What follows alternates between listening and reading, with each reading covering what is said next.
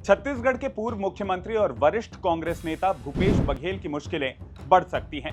छत्तीसगढ़ की भाजपा सरकार ने महादेव ऑनलाइन सट्टेबाजी ऐप मामले की जांच अब सीबीआई को सौंप दी है।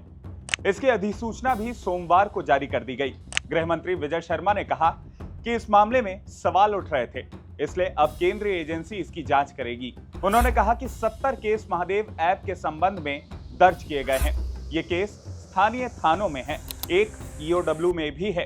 अब ये मामला कई राज्यों में फैल रहा है। इसके कुछ मुखिया विदेश में भी रहते हैं, ऐसा सुनने में आया है। गृह मंत्री शर्मा ने कहा कि इस विषय पर किसी भी प्रकार की कोई नरमी नहीं बरती जाएगी, कठोरता के साथ कार्रवाई की जाएगी। जो लोग विदेश में हैं, उन्हें पकड़कर भारत लाने की कार्रवाई भी की जाएगी। रिपोर्ट्स के मुताबिक ये जांच सीबीआई को सौंपने का फैसला इसलिए लिया गया है क्योंकि सेंट्रल एजेंसी सीबीआई बड़ी साजिश का पता लगाने और उन लोगों की भूमिका बेहतर ढंग से जांच करने में माहिर है जिनके नाम राज्य पुलिस की जांच में नहीं बताए गए थे, क्योंकि कई पुलिस अधिकारी भी कथित तौर पर इसमें शामिल हैं। इसके अलावा सीबीआई यूएई से आरोपी सौरभ चंद्राकर और रवि उप्पल का एक्स्ट्राडिशन करवाने में भी बेहतर स्थिति में है। सीबीआई ने राज्य की एजेंसियों से जांच अपने हाथ में लेते हुए अपना खुद का नियमित केस यानी आरसी फिर से दर्ज की है, जो सीबीआई के लिए एफआईआर के बराबर है। इसका मतलब यह है कि सीबीआई के केस में भी भूपेश बघेल का नाम आरोपी के तौर पर दर्ज किए जाने की संभावना है।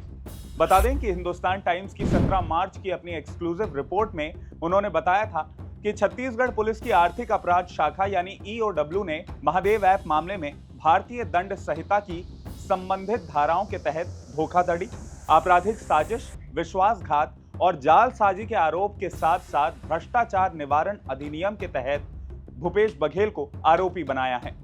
ईओडब्ल्यू ने जुलाई में अपना आरोप पत्र दाखिल किया था, जिसमें आरोप लगाया गया था कि महादेव ऐप अभी भी चालू है, लेकिन महादेव ऐप के प्रमोटरों ने ऑनलाइन सट्टेबाजी से संबंधित अपने आपराधिक गतिविधियों के खिलाफ कानूनी कार्रवाई रोकने के लिए अलग अलग पुलिस और प्रशासनिक अधिकारियों के साथ साथ प्रभावशाली राजनीतिक हस्तियों का संरक्षण प्राप्त कर रखा है। कहा जा रहा है कि सीबीआई राज्य पुलिस की चार्जशीट का भी विश्लेषण करेगी। बता दें कि 4 मार्च को भूपेश बघेल के खिलाफ मामला तब दर्ज किया गया था जब ईडी ने छत्तीसगढ़ पुलिस को इस साल 8 और 30 जनवरी को अपने निष्कर्षों के आधार पर 2 रेफरेंस भेजे थे, जिसमें राज्य सरकार के वरिष्ठ अधिकारियों की संलिप्तता की ओर इशारा किया गया था, जो प्रोटेक्शन मनी के बदले महादेव ऐप की अवैध गतिविधियों की अनुमति दे रहे थे।